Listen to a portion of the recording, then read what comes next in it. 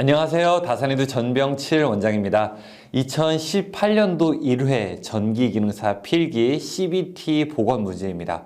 여러분들도 아시다시피 CBT 문제에는 시험을 치르는 날짜별로 그리고 시험을 치르는 각자 수험생별로 다른 문제가 출제됩니다.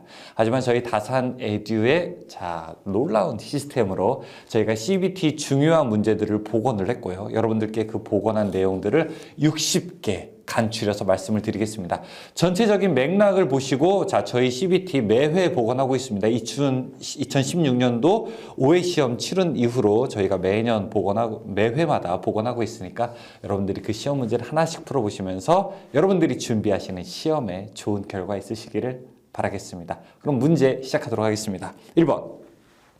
1A/h는 몇 쿨롱인가? 1A/h를 보시게 되면은 1A/h, 즉 이것은 1A를 어떻게 하는 건가요? 곱하기 1시간 썼다는 거죠. 그쵸? 1시간을 쓰게 되면은 1A가 얼마? 3600초를 썼다는 거죠. 3600초니까 Ampere-hour라고 하는 거는 몇 쿨롱이 되는 겁니까? 3600 쿨롱이 되겠죠. 답은 3600 쿨롱입니다. 2번. 이옴과 삼옴의 저항을 병렬로 접속했을 때 흐르는 전류는 직렬로 접속했을 때의 약 몇 배인가? 그렇게 물어보고 있죠. 일단 우리가 저항을 지금 이옴과 삼옴이 있다고 하니까 두 개를 직렬로도 놓고 병렬로도 한번 넣어볼게요. 일단 두 개를 직렬로 놓게 되면은 합성 저항은 얼마가 되는 겁니까? 두 개를 합치게 되면은 직렬로 놓게 되면 5옴이 되고요. 그런데 이때 병렬로 놓게 되면은요, 합성 저항이 합분의 곱이기 때문에 5분의 6해서 1.2옴이 되게 됩니다. 그러면 이제 직렬로 놓은 것과 병렬로 놓은 것은 몇 배가 되겠는가? 1.2분의 5 계산하게 되면요, 이 값 4.17이 나오게 됩니다. 즉 4.17배만큼 병렬일 때 더 큰 전류가 흐르게 되는 것이죠. 답은 4번. 3번. 묽은 황산 용액에 구리와 아연판을 넣으면 전지가 된다. 이때 양극에 대한 설명으로 옳은 것은 무엇인가 물어보고 있습니다. 일반적으로 우리가 전지를 뜻하게 되는데, 여기다가 구리판을 넣고, 또 한쪽에다가 아연판을 이렇게 넣었다고 하네요. 그쵸? 그리고 여기다가 H2SO4, 황산구리 용액을 집어넣게 되면은 이제 도선으로 연결하게 되는 거예요. 둘 사이를 도선으로 연결하게 됩니다. 이렇게 둘 사이를 도선으로 연결하게 됐을 때 어떻게 되느냐? 이 아연 쪽에 있는 전자가 이동하게 됩니다. 즉 구리가 플러스가 되고요, 여기가 마이너스가 되고, 그 다음에 H2가 올라오게 되는데, 이것이 바로 이제 우리가 수소기체가 발생하게 되죠. 이 발생할 때 판에 생기는 걸 우리가 분극현상이라고 이야기를 해서 감극제를 집어넣게 되는 거죠. 따라서 구리판이며 수소기체가 발생한다. 1번이죠. 4번. 패러데이 법칙에서 화학 당량이란 무엇을 나타내는가? 원자량을 원자 가로 나눈 거. 2번. 5번에 정전 흡입력에 대한 설명 중에서 옳은 것은 어떻게 되는가 물어보고 있습니다. 정전 흡입력이라고 하는 거, F는요 2분의 1에 입실론의 2의 제곱, 그래서 전압의 제곱에 비례하게 됩니다. 그래서 전압의 제곱에 비례하게 된다. 1번이 해당되겠죠. 6번. 일정 전압을 가하고 있는 평행판 전극의 극판 간격을 얼마? 3분의 1로 줄이게 된다면 전장의 세기는 몇 배가 되겠는가 물어보고 있죠. 전장의 세기라고 하는 거예요. 이거요. 그쵸? 어때요? 극판 간격이에요. 극판 간격에 반비례하게 되는 거죠. 극판 간격에 반비례하게 되는데 간격을 3분의 1로 줄였다고 하니까 세기는 3배로 되겠죠. 7번. 콘덴서의 정전 용량에 대한 설명으로 틀린 것은 어떻게 되는가 물어보고 있습니다. 콘덴서의 정전 용량이라고 하는 거, C는 입실론 L분의 S, 우리가 D분의 S 이렇게도 표현하게 되죠. 간격을 우리가 D라고 하죠. 그럼 여기서 입실론이라고 하는 거, 이것은 뭐죠? 유전율이고요. 그쵸? 여기서 S는요 극판의 면적이고요. 그 다음에 D는요 극판의 간격입니다. 유전율에 비례하고 면적에도 비례하고 간격에는 반비례한다, 이렇게 이야기를 해야 되겠죠. 간격에는 비례한다. 4번이 틀린 말이죠. 8번. 다음 중 자기저항의 단위에 해당하는 것은? 자기저항이라고 하는 건 암페어 턴 퍼 웨버. 4번이죠. 9번. 공기 중에서 자기장의 세기가 100Am인 점에 8 곱하기 10의 마이너스 2승 웨버의 자극을 놓을 때 이 자극에 작용하는 기자력은 어떻게 되는가 물어보고 있습니다. 자, 이렇게 딱 문제가 나오게 되면은 우리가 문제를 푸는데 어려운 요소 중에 하나가 뭐냐? 바로 야, 이거 도대체 어떤 식을 적용해야 되지? 어떤 식을 적용해야 될지 그 식 적용하는 문제에 고민에 빠지게 되는 거예요. 그럼 이제 문제가 뭐냐? 자기장의 세기가 자, 여기서 100A/m라고 되어 있고 그 다음에 자극이 8 곱하기 10의 마이너스 2승이라고 되어 있으니까 이 옆에다가 우리가 기호를 쓸 필요가 있죠. 자기장의 세기는 H고요. 그쵸? 그 다음에 자극은요 M이니까 이때 힘을 구하라고 했으니까 F는 어떻게 됩니까? MH. 자, 두 개를 그냥 곱하면 되겠죠. 얼마? 8 나오겠네요. 그쵸? 답은 2번. 10번 4 곱하기 10의 마이너스 5승 쿨롱과 6 곱하기 10의 마이너스 5승 쿨롱의 두 전하가 자유공간에 2m의 거리에 있을 때 그 사이에 작용하는 힘은 어떻게 되는가 물어보고 있습니다. 지금 문제에서 쭉 보게 되면은 두 전하가 자유공간에 있을 때 2m의 거리의 힘, 그러니까 우리가 그냥 자유공간, 공기중이라고 보고서 이 문제를 풀어야 되겠네요. 무슨 법칙? 쿨롱의 법칙으로 말이죠. 자, F는 어떻게 됩니까? 우리가 4파 입실론분의 1인데 자유공간이니까 9 곱하기 10의 9승 그리고 자 R 제곱분의 Q1 그리고 Q2 이렇게 계산할 수가 있겠죠. 그러면은 9 곱하기 10의 9승 그대로 가고요. 그 다음에 R 값이 2죠 2 그리고 Q1이 4 곱하기 10의 마이너스 5승 그 다음에 Q2가 6 곱하기 10의 마이너스 5승이 되겠죠. 계산하게 되면은 2번이 작용하게 되고 두 개는 극성이 어떻게 돼요? 둘 다 지금 플러스잖아요. 그렇죠? 마이너스 부호가 들어가지 않기 때문에 서로 밀어내는 힘. 무슨 힘? 반발력이 작용하게 된다. 그래서 두 개를 맞춰야 되는 거예요. 이런 문제들은요. 그렇죠? 크기도 계산할 수 있어서 맞춰야 되는 거고 그 다음에 둘 사이에 작용하는 작용력에 대해서도 우리가 대답을 할 수 있어야 되겠죠. 11번 자체 인덕턴스 20mH 코일에 20A의 전류가 흐를 때 저장하는 에너지는 얼마큼이 되는가 물어보고 있습니다. 코일에 축적되는 에너지를 이야기하게 되는 거죠. 자, 이것은 W는 축적되는 에너지는요. 2분의 1의 Li의 제곱 이렇게 되죠. 만약에 콘덴서에 축적되는 에너지를 구한다라고 하게 되면은 이때 W는요 어떻게 됩니까? 2분의 1의 좋아요 CV의 제곱 이렇게 우리가 구할 수가 있겠죠. 자, 2분의 1의 Li 제곱 들어가 보도록 하겠습니다. 2분의 1 곱하기 L 값이 얼마예요? 20mH라고 했으니까 0.02고요. 그쵸? 그 다음에 전류는 20A가 되겠죠. 20의 제곱. 나머지는 계산할 수 있어요? 없어요? 여러분들 계산할 수 있죠? 계산기로 직접 한번 계산해 보시기 바라겠습니다. 자, 또 지금 여러분들께서 문제지를 보시게 되면 문제지에 해설은 어디 있느냐? 제일 뒷부분에 보게 되면 해설이 또 1번부터 60번까지 쭉 있으니까 참고하시기 바라겠습니다. 여기서 문제지는 여러분들 좀 죄송한 말씀이지만 저희 다산에듀에서 구매하실 수 있습니다. 다산에듀 홈페이지 가셔서 교재 구매 누르시게 되면 전기 기능사의 CBT 보고 문제지를 저희가 복원하는 문제지를 판매하고 있으니까 조금 구매하셔가지고 연습해 보시기 바라겠습니다. 자, 그 다음에 12번 패러데이의 전자유도 법칙에서 유도기전력의 크기는 어떻게 되는가 물어보고 있습니다.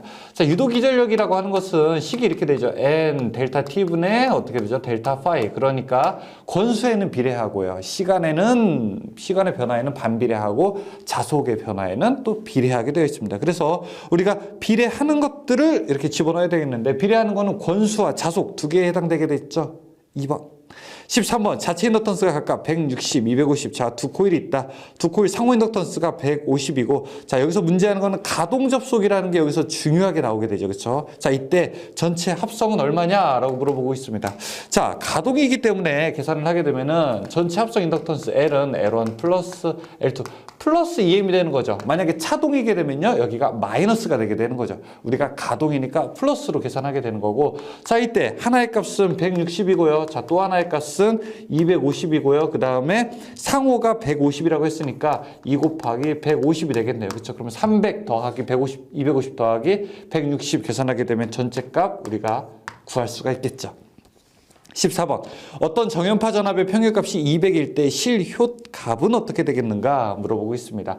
우리가 지금 평균값에서 실효값 물어보고 있는데 자, 조금 더 한번 가보죠. 일단 실효값이라고 하는 것은요. 이거는 최대 몇 퍼센트입니까? 곱하기 0.707이고요. 그쵸? 다음에 평균 값이라고 하는 거. 자, 이것은 얼마?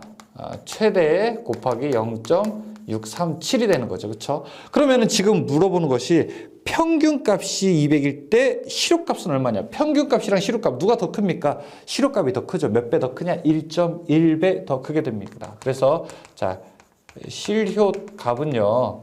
이거는 평균값 곱하기 1.11배를 하게 되면 됩니다. 200 곱하기 1.11 해보세요. 답 2번. 15번. RLC 직렬 회로에서 임피던스의 크기를 나타내는 경우는 어떻게 되는가? 우리가 임피던스는 보통 어떻게 계산합니까? 루트 R의 제곱 플러스 X의 제곱 이렇게 계산하게 되죠. X 부분이 바로 리액턴스죠. 따라서 R의 제곱 플러스 XL 마이너스 XL의 제곱 마이너스 XC XL 마이너스 XC의 제곱 이렇게 계산할 수가 있죠. 답은 몇 번? 답은 3번에 해당할 수가 있습니다. 16번. 단상전압 220V에 소형 전동기를 접속하였더니 15A의 전류가 흘렀다. 이때 45도 뒤진 전류가 흘렀다면 이 전동기의 소비 전력은 어떻게 되겠는가?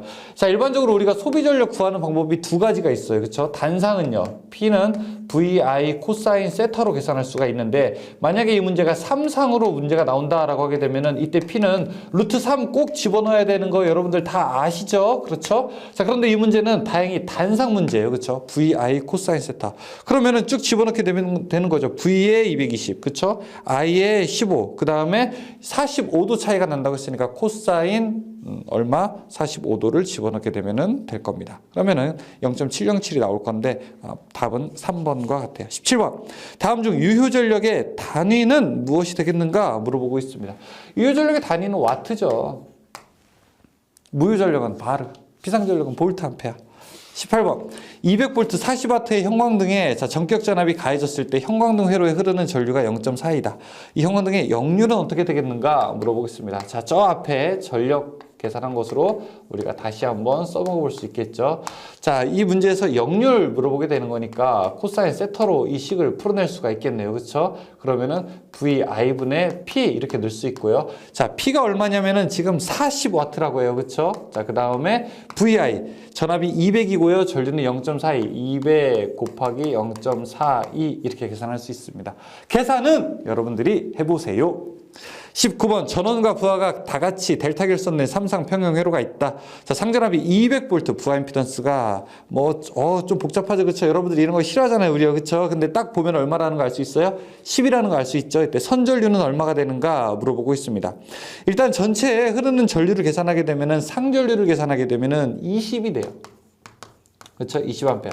근데 이때 델타 결선에서는요, 선전류와 상전류가 몇 배? 루트 3배. 선전류가 루트 3배 크기 때문에 20에다가 루트 3배 곱한 게 우리가 선전류라고 볼 수 있겠죠. 답은 3번. 20번. 교류의 파, 형율이라고 하는 거 무엇이냐? 자, 본문에서 나왔어요. 형 하면은 뭐예요? 효균. 효균. 어떻게 해요? 형 하게 되면 얼마요? 효균. 평균분의 실효. 고대효. 실효분의 최대. 답은 4번. 21번. 직류발전기의 정류를 개선하는 방법 중에서 틀린 것은, 직류발전기라고 하는 것은 전기를 고르게 받을 수 있는 바로 정류자라고 하는 게 필요하게 되는데, 이 정류자에서 좋은 전기를 얻는 거, 그걸 우리가 정류를 개선한다고 이야기하게 됩니다. 틀린 건 무엇이냐? 1번에 보면은 접촉 저항이 작은 브러쉬. 접촉이라고 하는 건요, 전기 저항이랑은 다른 거예요. 여러분, 전기 저항이 크면 좋지는 않죠. 전기 저항이 크다는 얘기는요, 전기가 잘 못 흐른다는 얘기잖아요. 그렇죠? 하지만 접촉 저항이라고 하는 것은 마찰이 똑같은 거예요. 마찰이 잘 돼야 되는 겁니다. 그래서 접촉 저항은 클수록 좋아요. 1번이 잘못된 얘기예요. 22번. 10극의 직류 팝콘 발전기의 전기자 도체수 400, 매 극의 자속수 0.02웨버, 회전수 600rpm일 때 기전력은 얼만큼이 되겠는가 물어보겠습니다. 기전력이라고 하는 거예요. E는 우리가 P 자 파이 60A분의 N 이렇게 계산하게 되죠. 그러면은 P 극수는 어떻게 됩니까? 400이고요. 그렇죠? 자, 총 도체수가 얼마냐? P 극수가 400이 아니죠. 극수는 10이죠. 그렇죠? 10이고 총 도체수가 400이죠. 자속수가 0.02 곱하기 60. 이런 문제, 직류기의 유기기전력을 할 때는 꼭 물어봐야 되는 문제. 여기 A, 병렬 회로수가 파권이냐 아니면은 뭐예요? 중권이냐에 따라서 A 값이 바뀌게 되죠. 이 문제에서는 파권이라고 되어 있으니까 파권일 때는 무조건 2가 되죠. 분의 몇 번이에요? 600번이죠. 분당의 전수가. 계산하게 되면은 얼마? 400V가 될 겁니다. 23번 직류 분권 전동기의 계좌 저항을 운전 중에 증가시키는 경우 일어나는 현상으로 옳은 것은 이거는 뭐 우리가 누차 얘기한 얘기죠. 여러 번 강조했죠. 여러 번 강조해서 더 이상 이제 지겨울 정도로 우리가 많이 강조를 했죠. 속도는 증가하게 된다. 24번 50Hz 변압기에 60Hz의 같은 전압을 가했을 때 자속 밀도는 50Hz일 때의 얼마큼이 되는가 물어보고 있어요. 자, 일단 문제에서 두 가지를 우리가 볼 수 있는데 첫 번째는 자 50Hz 주파수인 것을 얼마? 60Hz로 어떻게 된다는 겁니까? 증가했다는 거죠. 그렇죠? 자, 그리고 그 밑에 나오는 거 같은 전압일 때라고 나와 있어요. 같은 전압일 때. 이 주파수는 증가하게 되면요. 같은 전압일 때 자속은 더 감소하게 됩니다. 그래서 답은 6분의 5로 감소하게 된다. 2번. 25번. 변압기의 권선법 중에서 형권은 주로 어디에 사용되는가? 이제 변압기 권선법이 직권이 있고요. 형권이라고 하고 있는 형권이라는 게 있는데 형권은 기본 틀을 만든 다음에 틀에다가 감아 놓고서 부착하는 방식이에요. 그걸 우리가 형권이라고 해야 되는데 형권은 중형 변압기에 주로 사용됩니다. 26번 일정 전압 및 일정 파형에서 일정이라는 말 나오게 되면 우리가 탁 하고 촉각을 곤두세워야 돼요. 주파수가 상승하면 변압기 철수는 어떻게 되는가? 원래 주파수 상승하게 되면 변압기 철수는 증가하게 되죠. 비례하게 되니까. 근데 일정 전압일 때는 감소하게 된다. 답 2번. 27번 측정이나 계산으로 구할 수 없는 손실로서 부하전류가 흐를 때 도체 또는 철심 내부에 생기는 이런 손실. 우리가 보통 손실이라고 하면은 철손이랑 그 다음에 구리손 들 수 있죠. 철손은 다시 히스테리스손과 와류손, 구리손도 있고 뭐 풍손도 있고 여러 가지 손실들이 있게 되는데 이 중에서 계산으로 잘 구할 수 없는 거 이런 손실을 우리가 무슨 손? 표유 부하손이라고 하게 되죠. 28번 절연율을 충만시킨 외압 내에 충만시켰다는 건 많이 넣었다는 거죠. 자, 변압기를 수용하고 오일의 대류작용으로 인해서 자, 일단 변압기를 냉각시키는 방식을 이야기하고 있어요. 그런데 여기다가 대류라는 방식을 사용했고요. 그 다음에 오일을 넣었대요. 그쵸? 그럼 기름을 넣었기 때문에 무슨 방식? 유입식. 그 다음에 대류에 의해서 스스로 방열하기 때문에 이걸 우리가 자냉이라고 합니다. 만약에 바람을 불어가지고 냉각시키게 되면은 유입풍냉식이 되겠죠. 29번 부울찌개 전기 설치 위치 주 탱크와 콘서베이터 사이에다가 우리가 설치를 하게 되죠. 30번 자 변압기 등가회로는 어떤 등가회로인가 이런 문제가 나오게 됩니다. 지금 보시게 되면은 2차 측을 우리가 볼 필요가 있어요. 자 2차 측에 R2에 뭐가 나와 있냐면 A의 제곱 그 다음에 X2에 뭐가 나와 있어요? A의 제곱 그 다음에 V2에 뭐가 나와 있어요? A 그리고 I2 앞에 뭐가 나와 있어요? A분의 1 이렇게 나와 있게 되죠. 우리가 보통 이제 변압기에서 권수비라고 하는 게 있죠. 권수비 A는 어떻게 됩니까? V2분의 V1 그 다음에 I1분의 I2 그 다음에 루트 R1, R2분의 R1 이렇게 이제 이야기를 하게 되죠. 이 권수비라고 하는 게 나와 있게 되는데 등가회로라고 하는 건 뭐냐면 1차 측과 2차 측이 분명히 회로상으로 가지고 있는 고유한 정수가 있는데 지금 권수비 때문에 서로 다르기 때문에 서로 맞춰주자는 거예요. 예를 들어 우리나라의 1000원이 미국의 1000달러이지는 않죠. 그렇죠? 우리나라의 100원이 일본의 100엔과는 다르죠. 그러니까 서로 두 개를 맞추게 되려면 우리는 무엇을 넣게 되냐? 그 사이에다 환율이라고 하는 걸 집어넣게 되죠. 환율을 넣게 되면 서로의 실질 화폐 단위가 같아지게 되는 거죠. 자, 따라서 등가 회로라고 하는 거는 1차 회로가 2차 회로가 다른데 두 개를 서로 연결된 회로로 보자. 회로로 보게 되면 서로 두 개가 다를 때 환율을 적용하는 것처럼 무엇을 적용한다? 권수비를 적용하게 된다. 그래서 지금 1차 측을 기준으로 할 때 2차 측을 만들게 되면 V1이라고 하는 건 뭐예요? 권수비에다가 A2를 곱하게 된 것과 같죠. 그렇죠? 그러면은 이게 똑같게 되는 거죠, 두 개가. 다시 여기도 마찬가지예요. 자, 우리가 I1을 기준으로 했을 때는요. I1이라고 하는 것은 어떻게 됩니까? A분의 1과 I2와 또 같게 되는 거죠. 그렇죠? 자, 여기는 또 어떻게 됩니까? 이거 루트 제곱 씌우게 되면은 이 루트 벗어날 수 있는데 R1은요. A제곱 R1이라고 하는 거는 A제곱에 R2와 또 이렇게 같다고 볼 수 있겠죠. 따라서 자 이런 모양을 만든 거는 뭐냐면은 2차 측을 권수비를 곱해서 1차 측으로 환산한 겁니다. 2차 측을 1차로 환산한 거예요. 자 그래서 A제곱 이렇게 R2, A분의 1 I2 그 다음에 A제곱에 X2 그 다음에 A의 V2 나오게 되면은 이거는 뭐예요? 2차를 1차로 환산한 등가회로가 되는 겁니다. 답 3번. 기억해 두세요. 지금 이 등가회로는 사실은 전기 기사가 하시게 되면 되게 중요합니다. 이 등가회로 때문에 우리가 다 변압기를 우리가 설명할 수 있게 되는 거거든요. 그런데 지금 기능사에서는 이 정도만 알아도 크게 문제될 거는 없다. 자, 31번. 대전류를 소전류로 변성하는 계정기나 측정계기에 전류를 공급하는 기기를 무엇이라고 합니까? 우리가 전류를 공급하는 거예요. 자, 대전류를 소전류로 해서 전류를 공급하는 거는 계기용 변류기 CT라고 하고요. 그 다음에 전압을 바꿔주는 거는요, 계기용 변압기 PT라고 이제 부르게 되는 것이죠. 자, 32번. 최소 동작 전류값 이상이면 일정한 시간에 동작하는 한시 특성. 일정값 이상이면은 동작이 같아지게 되는 일정 시간에 동작하는 거 한시 특성, 정한시 계정기. 우리가 사용하는 EOCR 같은 거. 여러분들이 이제 기능사 실기할 때 배우게 될 텐데 EOCR 하게 되면은 일정값 이상일 때 일정한 동작 시간에 동작하는 겁니다. 33번. 농형 회전자를 비뚤어진 홈을 우리가 이걸 4-9 슬롯이라고 약간 이 슬롯이 이렇게 삐뚤어져 있어요. 이렇게 홈이 반듯한 게 아니라 이런 것들 우리가 사구슬로 소음을 줄이기 위해서 사용하는 겁니다. 34번 사극 24홈 표준 농형 삼상 유도전동기의 매극 매상당의 홈 수는 어떻게 되는가 물어보겠습니다.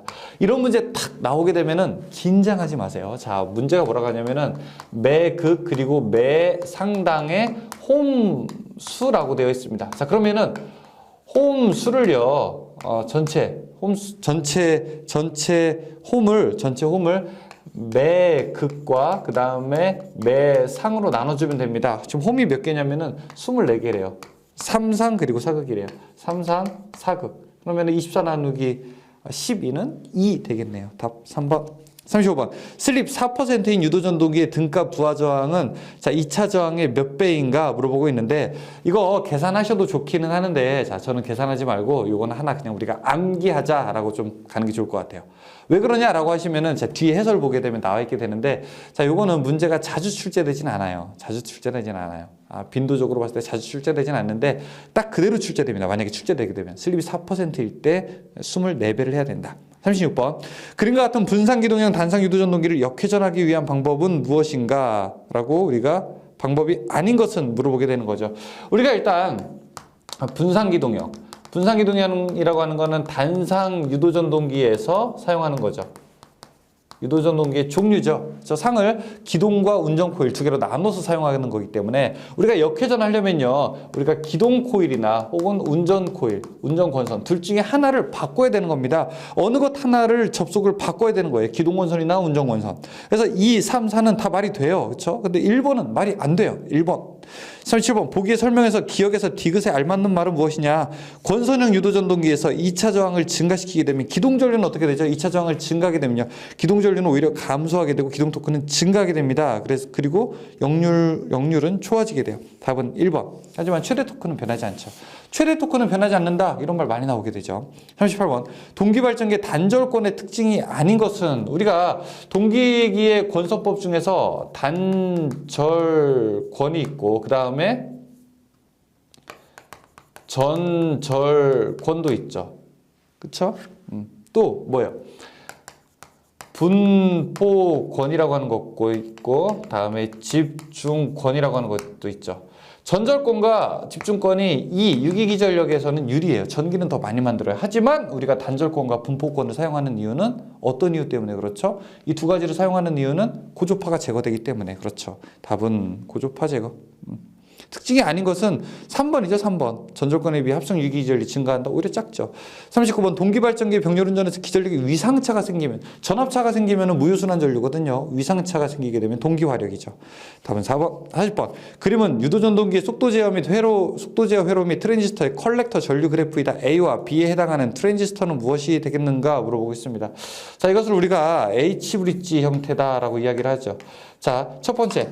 우리가 만약에 전류를 한쪽으로 받으려면요, 무조건 스위칭은 자, 이렇게 되거나, 자, 이렇게 노란색으로 되거나, 아니면 자, 이렇게 되거나, 이렇게 빨간색으로 돼야 되는 겁니다. 그래서, 자, 여기 있는 것과 여기 있는 것이 동시 동작하거나, 이쪽에 있는 것과 이쪽에 있는 것이 동시 동작해야 돼요. 즉, TR1과 1과 4가 동작하거나, 혹은 3와 2가 동작을 해야 되는 겁니다. 그래서 1, 4, 3, 2, 이게 한 쌍으로 보기에서 나와 있는 거. 이거는 하나밖에 없어요. 그렇죠? 4번밖에 없어요. 답은 4번. 41번. 절연전선의 피복에 254kV NRV라고 표기되어 있다. NRV가 도대체 무엇이냐? 고무절연, 비닐시스, 네온전선 이렇게 볼 수 있습니다. 일단 V 들어가면요. 우리가 비닐이라고 하는 것을 볼 수 있고 N은 네온, 그 다음에 R, 루버, 고무라고 볼 수 있게 되는데 답은 3번. 40번. 5개용 비닐절연전선 에어컨은 아웃도어 와이어. 3번. 43번. 굵기가 같은 두 단선의 직고리 접속에서 와이어 커넥터를 사용하는 경우에는 심선을 몇 회 정도 꼬아줘야 되는가 물어보겠습니다. 우리가 선을 하나, 둘 꼬아줘야 되는데 2에서 3회, 최소 3회를 권장하게 됩니다. 이 정도는 꼬아줘야 되겠죠. 1번이죠. 44번. 전환 스위치의 종류인데 한 개의 전등을 두 곳에서 자유롭게 전멸할 수 있는 거 무슨 스위치 이용하죠? 3로 스위치 이용해서 우리가 전멸할 수 있죠. 45번. 소형 분전반이나 배전반을 고정시키기 위해서 콘크리트에 구멍을 뚫어서 핀 박는 거. 이거는 화약 딱 장전해서 퐁 하고 쏘는 게 있는데 이걸 우리가 드라이브 이트라고 합니다. 드라이브 이트. 46번. 애자 사용 공사에 의한 저항봉내 배선에서 일반적으로 전선 상호 간의 간격은 몇 센티미터입니까? 물어보겠습니다. 자, 보통 애자 사용 공사할 때 이제 전선과 조영제는 거리는요. 만약에 400V 안 될 때는 2.5고 400V 넘을 때는 4.5잖아요. 그렇죠? 그런데 전선과 전선 상호 간 이거는 6cm죠. 그렇죠? 전압에 관계없어요. 무조건 6cm 이상입니다. 47번. 합성 수지관 상호 및 관과 박스는 접속 시에 삽입하는 깊이를 관 바깥지름의 몇 배 이상으로 해야 되는가? 바로 이런 거 중요하죠. 조건문 중요하게 되는 겁니다. 특수 조건. 접착제를 사용하는 경우라고 되어 있죠. 접착제를 사용할 때는 몇 배? 0.8배가 되죠. 48번. 다음 중 버스덕트가 아닌 것은, 버스라고 하는 것은 전력 전송을 우리가 목적으로 하는 거예요. 피더 버스덕트, 플러그인 버스덕트, 뭐 이런 것들을 우리가 트롤리버스 이런 것들을 버스덕트라고 이야기하죠. 그런데 1번의 플로어는요. 이거는 바닥에다가 하는 이 배관 공사 중에 하나가 되는 거죠. 49번. 저압 크레인 또는 호이스트 등의 트롤리선을 애자 사용 공사에 의하여 옥내의 노출 장소에 시설하는 경우 트롤리선의 바닥에서 최소 높이는 3.5 이상으로 하게 됩니다. 50번. 셀룰로이드, 성냥, 석유 등 기타 가연성 위험 물질을 제조 또는 저장하는 장소에 배선 잘못된 거. 자, 여기서 가능한 곳은 뭐예요? 합금캐 가능하게 되죠. 합금캐 아닌 것. 답 2번. 가유전선관. 51번. 욕실 등에서 사용하는 어쩌고 저쩌고 콘센트에 시설할 때 어쩌고 저쩌고 누전 차단기가 어떻게 되겠는가 물어보고 있습니다. 자, 이런 곳에 위험한 곳에 우리가 누전 차단기를 설치할 때 누전 차단기의 전격 감도 전류와 그 다음에 동작 시간을 이야기하고 있어요. 그렇죠? 전격 감도 전류는 15mA, 그 다음에 동작 시간은 0.03초. 일반적으로는 우리가 동작 전류는 그 30mA 하거든요. 그런데 지금은 위험한 곳이잖아요. 그렇죠? 이럴 땐 더 민감한 걸 사용해야 되겠죠. 자, 그 다음에 52번. 다음 중 배전선로에 사용하는 개폐기의 종류와 그 특성의 연결이 바르지 못한 것. 1번의 컷아웃 스위치죠. 변압기의 1차 측에 주로 있게 되는 것. COS라고 우리가 부르게 되는 거고요. 그 다음에 부하 개폐기. 고장 전류는 안 되지만 일반 부하 전류는 개폐할 수 있고요. 그 다음에 리클로저. 스스로 다시 재표로 차단기라고 우리가 이야기하죠. 그 다음에 섹셔널라이저는요, 이제 구간 분리를 시키는 게 목적인데 지금 여기서 고장 전류 차단한다고 되어 있잖아요. 그렇죠? 고장 전류 차단은 가능하지는 않습니다. 고장 전류는 안 돼요. 4번이 잘못된 얘기입니다. 53번. 접지선의 절연전선 색상은 무슨 색이어야 되는가? 일반적으로 우리가 접지선 무슨 색? 녹색 사용해야 되겠죠. 3번. 54번. 접지 전극의 매설 깊이는 몇 미터 이상인가? 75cm 이상. 이게 미터로 나올 때는 지금처럼 0.75m. 55번. 고압 가공전선로의 지지물로 철탑을 사용하는 게 경과는 얼마인가? 철탑은요, 최대 경관이 600m입니다. 근데 전기기능사에서 예전에 이제 보안 공사를 할 때, 보안이라고 하는 거는 안전을 보강하는 공사예요. 보안 공사를 할 때는 어떻게 되는가 물어보고 있어요. 그때는요, 얼마? 400m가 돼야 되겠죠. 56번. 저압 배전선로에서 전선을 수직으로 지지하는 데 사용하는 자재. 이렇게 옆으로 가는 거 22.9kV이고요. 다음에 수직으로 가는 거. 수직으로 가는 게 있는데 수직으로 갈 때는 자, 여기를 확대해서 보게 되면 이렇게 돼 있죠. 전주가 있고요. 그 다음에 전주에 이렇게 생긴 자재를 넣어서 여기에 전선을 수직으로 이렇게 옆으로 가게 되는 거죠. 이걸 우리가 뭐라고 한다? 레크라고 하죠. 레크라고 합니다. 이 안에 있는 애자는 레크 애자. 57번. 우리나라 특고압 배전 방식으로 가장 널리 사용되는 거, 자, 220, 380V 두 종류를 얻을 수 있다고 하게 되네요. 그렇죠? 자, 우리가 사용하는 거 어떤 거 이거예요? 삼상 사선식이죠. 삼상 사선식. 58번 저하 목내 간선에서 분기하는 분기회로에서 전선의 허용 전류가 간선 보용 가전류 차단기 전격 전류 55%가 넘을 때 자, 분기점에서는 어떻게 되는가 물어보겠습니다. 자, 일반적으로 여기 주 차단기가 있고요. 그다음에 자, 여기에 간선에서 이렇게 분기하는 곳이라고 되면은 일반적인 경우에는 몇 미터예요? 3m 이내에 설치해야 되겠죠, 차단기를. 그런데 만약에 35%가 넘는다라고 하게 되면은 8m까지 됩니다. 그런데 만약에 자 55%가 넘는다, 여기 있는 이 간선에 흐르는 전류 55%가 넘는다라고 하면 이때는 임의의 길이가 될 수 있습니다. 그러니까 답은 4번이죠. 임의의 길이. 59번 UPS는 무엇을 뜻하는가? 무정전 전원 공급 장치를 우리가 UPS라고 이야기하게 되죠. 3번이죠. 60번 완전 확산면은 어느 방향에서 보아도 무엇이 동일한가? 표면의 밝기. 완전 확산면이라고 하는 거 완전 동그랗게 되어 있는데 어느 쪽에서 봐도 구형 조명인 경우에는 어느 쪽에서 봐도 조명의 밝기가 일정하게 된다. 휘도를 이야기하게 되는 것입니다. 자, 여기까지 해서 우리가 60번까지 문제 풀어봤는데요. 자, 여러분 저는 CBT 문제는 여러분들이 직접 먼저 한번 풀고 그 다음에 제 해설을 보고 확인하는 과정이면 좋겠습니다. 여러분들이 필기를 준비하시는 방법은 여러 개가 있습니다. 저희 다산에듀의 교육 방법에 의하면 첫 번째, 다산에듀의 전기기능사 필기 정규반을 보실 수 있고요. 다산에듀의 CBT 예상 문제집이라고 해서 나는 문제만 풀고 싶다라고 하게 되면은 저희 예상 문제집을 한 권 구매하셔서 보실 수도 있습니다. 자, 그 다음에 지금 보시는 CBT 보고 문제도 보실 수가 있고요. 자, 또 하나는 내가 실제 시험 보는 것처럼 컴퓨터로 한번 테스트 해보고 싶다라고 하시는 분들은 저희 다산에듀에 오시게 되면 CBT 모의고사가 있습니다. 네. 자, 이런 강의 여러 가지를 통해서 여러분들의 합격을 진심으로 바라고 있습니다. 여러분들이 공부하시는데 언제나 든든한 친구가 되도록 하겠습니다. 여러분들이 궁금하신 거 있으시면 저희 다산에듀 고객센터로 전화 주십시오. 항상 즐거운 전기 공부 되시길 바라겠습니다. 감사합니다.